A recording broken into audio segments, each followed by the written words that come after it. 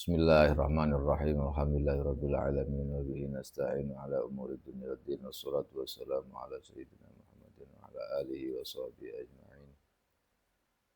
Amma ba'd. Faqala al-Imam Suyuti fi kitabihi Lubabil Hadis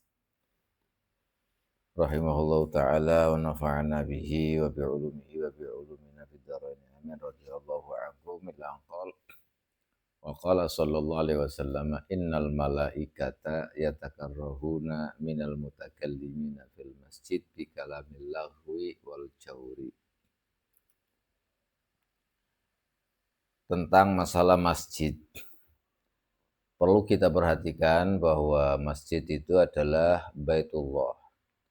Kemarin juga dijelaskan baitu kulli mu'minin, bahwa masjid itu milik semua orang mukmin. Semuanya, setiap orang mukmin punya hak dalam masjid itu. Maka tidak boleh mengkhususkan ini tempatnya ini tempatnya ini untuk seseorang atau golongan atau apa, itu tidak boleh. Siapapun yang bernama mukmin, yang statusnya sebagai orang mukmin, maka berhak memakai masjid itu atau sholat di dalamnya menggunakan masjid itu. Makanya hati-hati, karena kalau sampai melarang masjid untuk apa gitu, yang jelas-jelas untuk beribadah atau jelas-jelas untuk sholat, untuk baca Quran misalnya, untuk pendidikan di dalamnya, yang tidak melanggar atau tidak melenceng dari ajaran Rasulullah Shallallahu Alaihi Wasallam, maka jangan sampai dilarang. Karena setiap mukmin punya hak di dalam masjid itu. Nah, hadis ini yang tadi dibaca, wa qala sallallahu alaihi wasallam, lan dawuh sinten Kanjeng Nabi Muhammad sallallahu alaihi wasallam. Dawuh ngaten, innal malaikata, temen setuhune pira-pira malaikat, yatakarrohuna iku gething ora seneng sapa malaikat minal mutakallimina saking pira-pira wong sing ngomong guneman fil masjiding dalam masjid. Ngomongan di dalam masjid bikalamil lahwi, kelawan kalam lahu, kalam yang tidak ada faedahnya. Kalam al-batil itu kalam lahwi. Wal jauri, lan jaur, kalam yang menyimpang dari hak, itu namanya kalam jaur. Perlu diperhatikan, di dalam masjid dibenci oleh malaikat. Malaikat benci kalau ada orang di dalam masjid berbicara tentang kalam-kalam atau ungkapan-ungkapan, ucapan-ucapan, pembicaraan yang tidak ada gunanya, omongan-omongan, pembicaraan yang batil, tidak betul, tidak benar, apalagi sampai bohong di dalam masjid. Juga tidak disukai atau dibenci malaikat berbicara di dalam masjid dengan kalam yang melenceng, al-ma'il haq, yang melenceng dari kebenaran. Ini harus dijaga karena malaikat sangat benci sekali. Artinya benci gimana? Karena malaikat itu menyaksikan bahwa siapapun yang hadir di masjid atau masjid di dalamnya. Dalam hadis yang sudah dijelaskan, ketika Jumat malaikat itu menghadang di dua pintu. Siapa yang masuk pertama ditulis, dicatat. Dia seolah-olah berkorban dengan onta. Kemudian yang hadir kedua dicatat lagi, orang macam-macam. Sampai kemudian imam naik ke mimbar untuk berkhutbah. Khotib ingin untuk berkhutbah, naik mimbar untuk berkhutbah. Baru ditutup catatan itu, kemudian ikut gabung mendengarkan khutbah. Kemarin dijelaskan semua ini, dan siapapun yang masuk masjid itu senantiasa didoakan oleh para malaikat.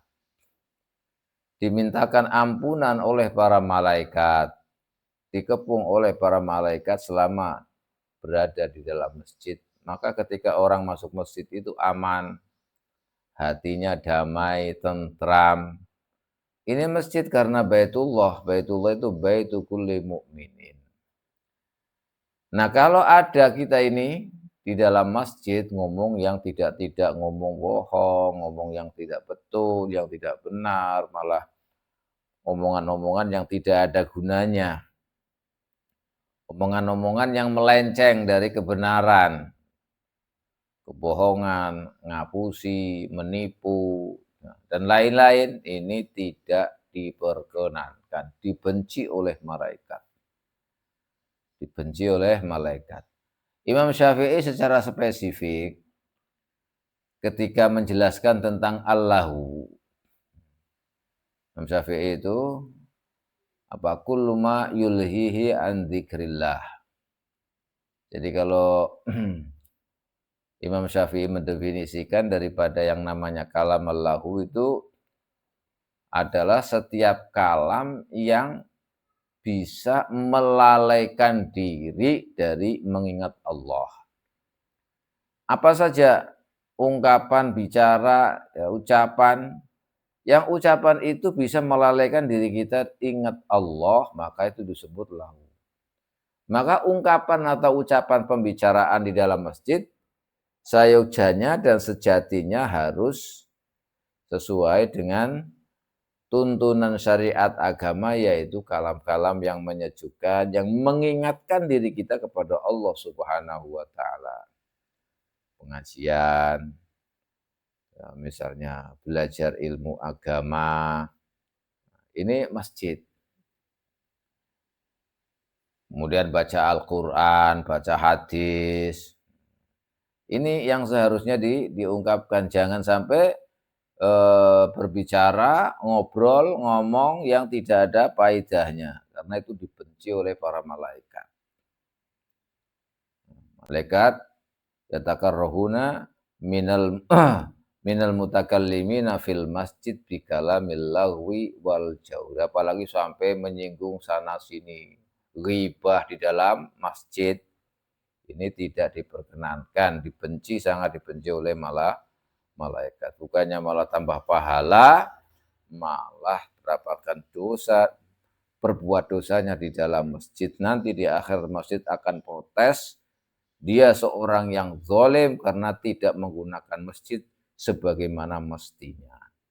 Nah, ini yang harus kita waspada. Di dalam masjid kita beretikaf, berzikir, membaca Al-Quran, murojaah, mutola'ah, dan lain-lain yang membuat orang itu kita ini zikir kepada Allah, ingat kepada Allah, dan semangat untuk menggantungkan diri hati kita kepada masjid, selalu beribadah, selalu berada di dalam masjid. Wa qala sallallahu alaihi wasallam, bandahu sinten Kanjeng Nabi Muhammad sallallahu alaihi wasallam. Dawuh ngaten, syarrul biqai, utawi ala-alane piro-piro tempat, iku aswaquha piro-piro pasare biqa. Wa khairul biqai, utawi bagus-baguse piro-piro tempat di sebuah negara, iku masajiduha piro-piro masjidil biqa. Nah, ini kata Rasulullah, paling buruknya tempat di dunia ini, di sebuah negara, di sebuah desa, atau di sebuah manalah, pokoknya di sebuah tempat, yang paling jelek, yang paling buruk tempat adalah pasarnya. Kalau ada sebuah desa, desa ada pasarnya, maka pasar itulah tempat yang paling jelek. Kenapa pasar itu tempat paling jelek? Karena di dalam pasar itu ada penipuan, ada pemalsuan, ada sumpah-sumpah palsu, ya kan, kalau jual beli itu kan. Kalau jual beli itu barang yang segini, aku kulakannya segini, saya jual saja belinya sekian, maka saya jual sekian, padahal enggak seperti itu. dengan janji-janji palsu, iya macam-macam. Nah ini pusatnya ada di pasar, makanya pasar itu tempat yang paling jelek di muka bumi ini semuanya. Itu tempat yang paling jelek itu adalah pasar, karena di pasar itulah tempat bohong, ya, penipuan dalam jual beli. Ada sumpah-sumpah pocong, sumpah bodoh, sumpah yang tidak asli, sumpah palsu. Barang-barang yang mestinya ini wis pokoknya walhasil disitulah dosanya banyak dosa di dalam pasar. Oleh karena itu Rasulullah memberi pendidikan, kalau kita sudah tahu bahwa pasar itu adalah tempat yang paling buruk, paling jelek, maka Rasulullah menjelaskan kepada kita agar kita terhindar dari yang namanya kejelekan dan keburukan, agar kita dijaga dosa, kita berbuat dosa di dalam pasar. Maka Rasulullah menjelaskan hendaknya kita sebelum masuk pasar atau di dalam pasar lah pokoknya kita membaca la ilaha illallah wahdahu la syarikalah lahul mulku wa lahul hamdu yuhyi wa yumiit wa huwa hayyun la yamut biyadihil khair wa huwa ala kulli syai'in qadir. Baca itu sebelum masuk, insya Allah kata Rasulullah akan dijaga dari dosa, akan dijaga dari penipuan, akan dijaga dari semua yang tidak kita inginkan. Kita akan dijaga oleh Allah di dalam pasar itu. Maka barang siapa yang membaca doa tadi atau wiridan tadi, ketika masuk pasar, maka akan dijaga oleh Allah Subhanahu wa taala dari dosa yang ada di dalam pasar. Karena tadi dijelaskan bahwa tempat di bumi ini yang paling jelek adalah pasar. Maka untuk menghindarkan itu bagaimana? Kita dikasih oleh Rasulullah Shallallahu Alaihi Wasallam wiridan, istilahnya supaya kita terhindar dari keburukan, kejelekan yang namanya pasar, yaitu dengan membaca Subhanallah, la ilaha illallah la syarikalah, lahul mulku wa lahul hamdu yuhyi wa yumiit wa huwa hayyun la yamut biyadihil khairu wa ala kulli syai'in qadir. Ini solusi. Maka Rasulullah bukan saja menjelaskan tempat itu bagaimana, tetapi juga memberikan solusinya.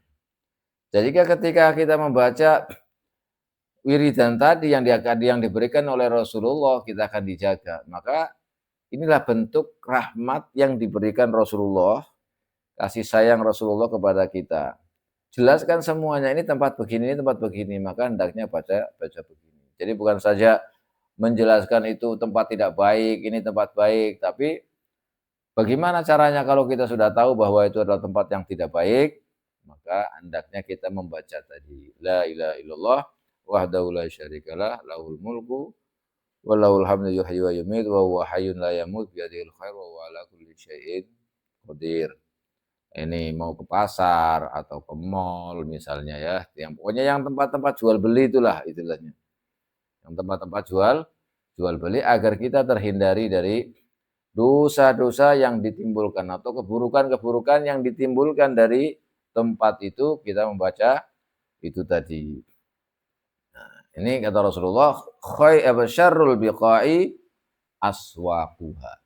Di mana tempat kalau ada pasar, maka pasar itulah tempat yang paling jelek, yang paling buruk. Karena di dalamnya itu tadi ada penipuan, ada pemalsuan, ada sumpah-sumpah bohong, dan lain-lain. Jadi banyak dosa di dalamnya. Nah dengan ini maka di mana ada tempat, kok tempat itu dibuat untuk tempat berdosa, dibuat untuk tempat maksiat, maka tempat itu adalah tempat yang paling jelek, tempat yang paling buruk. Karena pasar itu tempat yang paling buruk. Kenapa? Karena di dalamnya banyak dosa yang diperbuat. Bohong, penipuan, pemalsuan, kemudian sumpah-sumpah yang tidak benar, sumpah bohong. Ini pasar. Dan kita sudah tahu bagaimana penangkalnya. Sehingga Rasulullah memberikan penangkal agar kita terhindar, terjaga dari yang namanya keburukan, yaitu dengan membaca tadi. Supaya kita selamat. Ini karena maunya Rasulullah seperti itu. Kita semuanya umatnya itu selamat. Selamat dari kejahatan, selamat dari keburukan. Makanya beliau memberikan kepada kita bagaimana caranya. Cara-cara agar terhindar dari keburukan itu tadi. Dan sebaliknya tempat yang paling baik, yang paling bagus di dunia ini, dimanapun, adalah masjidnya.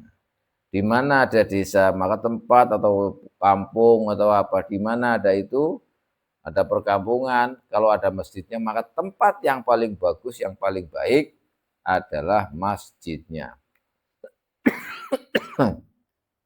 Kenapa? Ya karena masjid itu tempat ibadah, tempat untuk mengaji, tempat untuk menghimpun pahala. Bahkan dalam riwayat lain, syarrul majalisi al-aswaq wat turuk. Ini bukan hanya pasar. Dalam riwayat lain, syarrul majalisi al-aswaq wat turuk.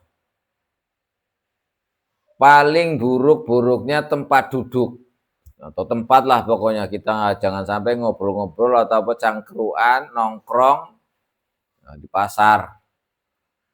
Karena pasar itu tempat yang paling jelek, yang paling buruk. Juga di jalan-jalan, jalanan lah itu kan. Jalanan ini juga tempat yang paling buruk. Jalanan, di perjalanan, makanya kalau kita melihat ada anak-anak jalanan, identik dengan anak-anak yang nakal, ya. Karena itu hidupnya di jalan-jalan itu enggak terurus. Bagaimana sholatnya, bagaimana menjaga pandangannya. Orang kalau nongkrong di pinggir jalan, mesti nonton yang lagi sedang lewat. Kalau yang lewat, mesti ada, oh ini cantik, oh ini enggak cantik, oh ini ganteng, ini enggak ganteng. Pasti akan terproses seperti itu. Dan bersitan atau umpatan yang seperti itu, biasanya itu apalagi sampai teman-temannya, gerombolannya, itu dosa. Tidak boleh. Dan banyak hak yang harus dipenuhi kalau orang duduk nongkrong di pinggir jalan. Ada hal-hal yang harus dipenuhi, kewajiban-kewajiban yang harus dipenuhi. Misalnya, di antaranya misalnya memberikan jalan, jangan sampai orang merasa risih lewat di jalan itu. Kalau sampai ada orang merasa risih lewat di jalan itu karena ada orang nongkrong di situ, dosa orang yang nongkrong di situ. Nggak boleh. Apalagi kalau misalkan orang mau lewat jadi terganggu gara-gara ada orang yang nongkrong di pinggir jalan itu. Ini juga dosa orang yang nongkrong. Nggak boleh. Kemudian kalau ada orang yang lewat lagi misalnya, kalau memberikan salam, wajib bagi dia menjawab salamnya. Jangan sampai matanya melihat, melotot kepada hal-hal yang dilarang oleh syariat agama. Karena tidak boleh melihat sesuatu yang haram. Misalnya perempuan, yang laki-laki lihat perempuan, sebebasnya dengan auratnya dan ininya, itu kan nanti menjadi dosa. Begitu juga sebaliknya, yang perempuan melihat laki-laki yang auratnya terbuka jadinya dosa. Makanya ini jalanan ini menjadi tempat yang paling jelek karena di situ banyak dosa. Ini yang baru diungkapkan beberapa hak atau kewajiban yang harus dilakukan oleh orang yang nongkrong di pinggir jalan. Kalau pasar sudah jelas, tadi sudah dijelaskan. Maka kalau jalan itu juga sama. Makanya dalam riwayat lain, syarrul majalisi al-aswaq wat turuk. Tempat yang paling jelek, yang paling buruk adalah pasar dan jalan-jalan. Jalanan itu. Ingat, makanya jangan sampai gitu. Kalau sudah disebut dengan tempat yang paling jelek, berarti itu jauh dari rahmat Allah. Kalau sudah diberi, kalau di Rasulullah menjelaskan bahwa itu tempat yang buruk, tempat yang jelek, maka jangan dekati, karena dengan penjelasan Rasulullah seperti itu, maka rahmat Allah jauh. Kalau rahmat Allah jauh, otomatis malaikat juga nggak mendekat. Kalau malaikat nggak mendekat, berarti dia tidak mendapatkan doanya malaikat, malah dibenci malaikat. Kayak tadi, masjid kalau digunakan oleh Allah berbicara yang tidak-tidak, malaikat sangat benci sekali. Nah, ini harus diperhatikan. Ini dalam riwayat lain. Wa khairuha wa khairul majalis al masajid. Dan tempat yang paling baik adalah masjid. Kayak tadi hampir sama. Jadi ini riwayat lain. Ini riwayat Imam Tabrani dengan isnad hasan. Dengan isnad lewatnya Imam Tabrani dengan sanad dengan isnad hasan. Jadi khairul majalis al aswaqu wat turuq wa khairul majalis al masajid. Fa illam tajlis fil masjid falzam baitak. Kalau kau tidak bisa nongkrong, duduk di masjid, iktikaf di masjid, maka duduklah di dalam rumahmu. Jangan duduk di pasar, nongkrong di pasar, nongkrong di jalanan. Mending duduk di rumah. Supaya tidak terganggu tadi. Soalnya kita nggak luput. Dosa jelas. Kita melihat mata, kita melihat sesuatu yang tidak boleh. Mendengar ucapan yang tidak benar, menggunjing, ghibah dan lain-lain, membicarakan orang lain dan lain ini semuanya tidak boleh. Makanya kalau kita nongkrong atau apa misalnya, hindari hal-hal yang seperti ini efeknya. Maka kata Rasulullah di sini dalam hadis yang diriwayatkan oleh Al-Imam Tabrani dengan bi isnadin hasan, kalau mau duduk-duduk ya duduklah di masjid. Kalau tidak bisa di masjid ya sudah di rumah saja. Itu aman. Aman nggak kena dosa. Kalau kita duduk di pasar mesti melihat apa. Kita duduk di jalan-jalan, di pinggir jalan misalnya, kita masih tidak luput dari yang namanya dosa. Kadang-kadang malu ada orang lewat yang heboh istilahnya, langsung dibicara, wah orang ini, itu kan nggak boleh itu namanya itu. Nggak boleh namanya menghibah, membicarakan sesuatu, membicarakan orang lain, belum tentu orang itu senang. Meskipun baik kan ghibah itu adalah membicarakan sesuatu, membicarakan orang lain. Baik membicarakan itu kebaikannya orang lain atau membicarakan kejelekannya orang lain apalagi. Yang jelas-jelas dia tidak suka disebut-sebut atau diceritakan atau dibicarakan. Jadi bukan hanya kejelekan saja, kebaikan pun kalau misalnya dia bicarakan dan orang yang dibicarakan tidak suka, maka itu termasuk ghibah. Jadi ghibah itu bukan hanya membicarakan keburukan saja, membicarakan kebaikannya juga termasuk ghibah kalau memang orang yang dibicarakan itu tidak suka dibicarakan kebaikannya. Makanya hati-hati.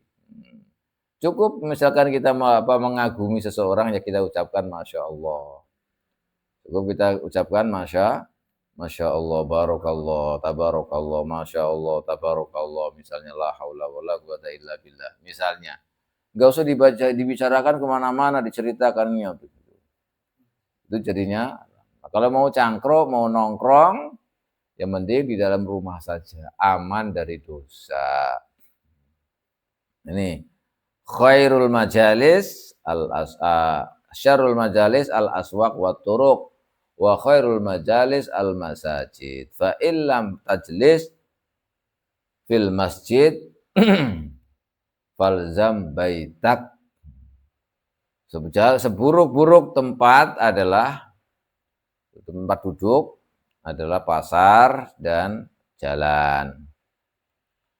Dan sebaik-baik tempat duduk adalah masjid. Kalau tidak bisa, tidak mampu, tidak duduk di masjid, maka tetaplah di rumah. Jangan di pasar atau di jalan-jalan. Karena tidak lepas dari yang namanya dosa itu nanti bahaya. Makanya dijelaskan oleh Allah demikian, maka waspadalah.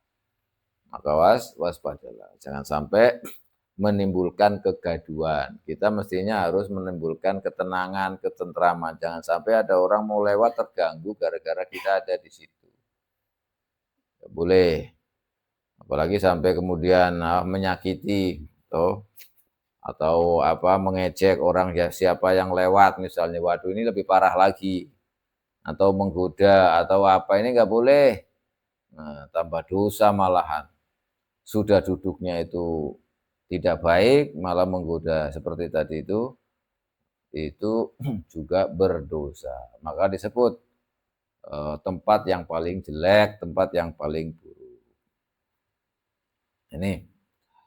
Wa qala sallallahu alaihi wasallam. Lan dawuh sinten Kanjeng Nabi, dawuh idza dakhalain dalam hari kalane mlebu sapa hadukum salah siji sira kabeh. Mlebu al masjida ing masjid. Mlebu al masjida ing masjid. Barang siapa ketika salah satu di antara kalian, ketika salah satu dari kalian masuk masjid, fala yajlis mongko aja lungguh sapa ahadukum hatta yusolliya hingga salat sapa ahadukum rakaataini ing rong rakaat, namanya tahiyatul masjid. Kata Rasulullah, sebagai penghormatan masjid, jika salah satu dari kalian masuk masjid, maka jangan duduk. Sebelum duduk, lakukanlah 2 rakaat. Ini namanya sholat tahiyatul masjid. Tapi dijelaskan oleh para ulama panjang lebar tentang sholat tahiyatul masjid.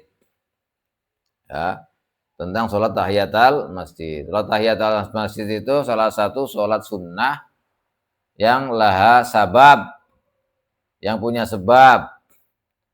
Kan ada sholat sunnah itu sholat sunnah mutlak, ada sholat sunnah yang punya sabab. Sabab itu ada yang sebab duluan sebabnya, ada yang sebabnya akhir, mutaakhir, ada yang sebabnya itu berbarengan. Itu dalam fikih itu ada. Jadi ada koridor-koridornya atau ada pengelompokan sendiri. Sholat sunnah mutlak, tidak terkoyit, tidak terafiliasi dengan manapun, secara mutlak pokoknya. Tidak ada sebab, tidak ada, yang penting sholat 2 rakaat, namanya sholat sunnah mutlak. Ada sholat sunnah yang ada sebabnya. Sebab itu ada 3, ada sebabnya duluan baru sholat, ada sebabnya berbarengan, terus ada sebab yang terakhir duluan sholatnya daripada sebabnya. Jadi sebabnya di belakang itu ada. Makanya dalam mazhab Syafi'i itu kan ada waktu-waktu yang tidak boleh melakukan sholat. Waktu-waktu yang tidak boleh melakukan sholat, diantaranya di mazhab Syafi'i itu sholat setelah sholat asar, setelah sholat subuh. Nah, setelah sholat subuh itu atau sholat asar itu nggak boleh sholat. Tapi maksudnya adalah sholat sunnah mutlak, 1. Atau sholat sunnah yang sebabnya itu lambat, sebabnya itu di belakang. Kan ada. Kalau sholat tahiyat itu adalah sebabnya di depan, duluan. Artinya sebabnya di depan kemana? Kita kan sholat tahiyat itu kalau belum masuk masjid itu belum disunahkan sholat. Kita masuk dulu, nah masuknya sebab namanya.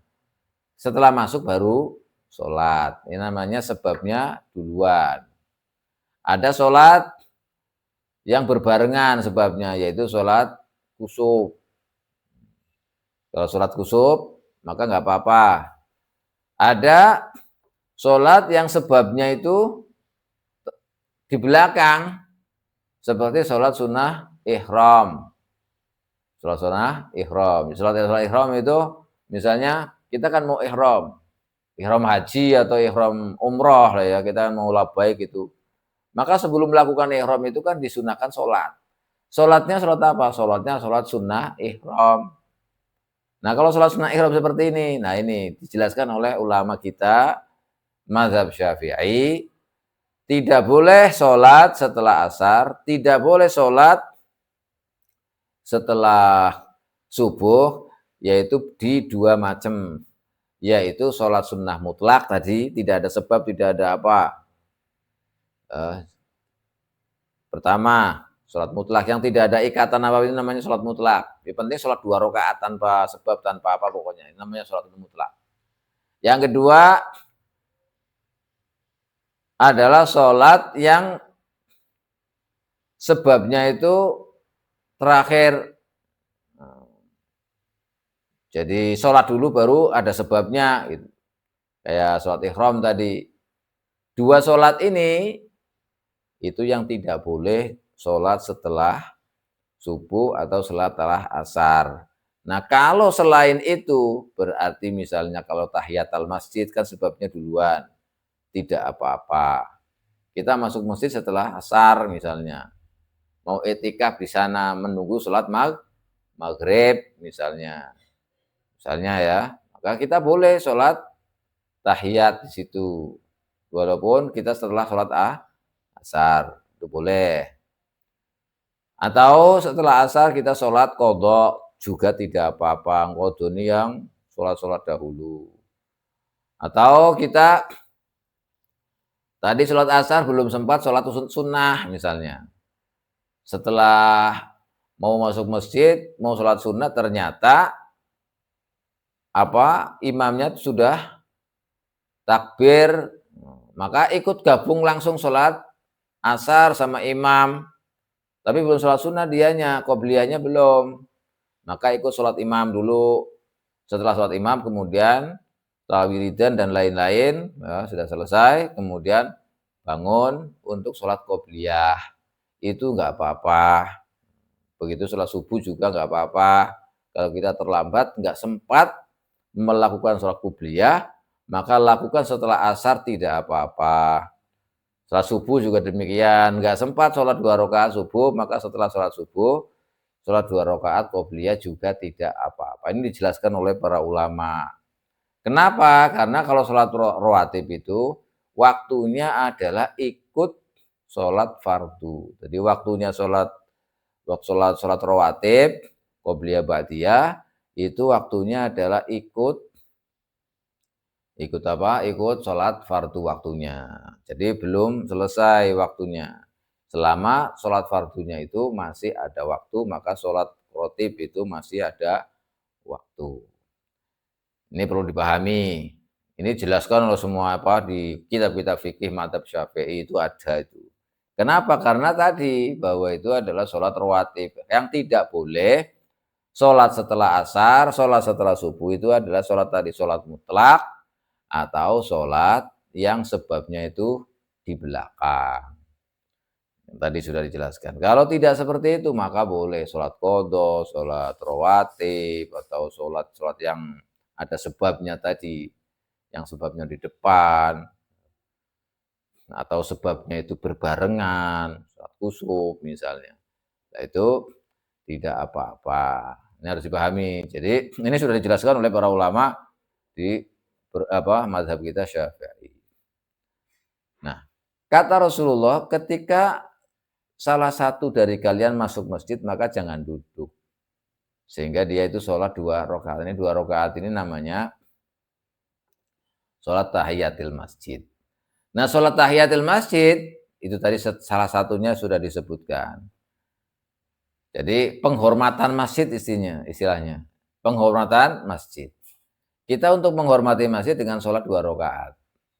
Kalau kita di Ka'bah di Masjidil Haram sana, kan ada Ka'bah, maka penghormatannya bukan sholat 2 rakaat, tapi adalah dengan tawaf. Makanya disebut dengan tawaf. Tawaf itu namanya tawaf lihurmatil lihurmatil Ka'bah, ya.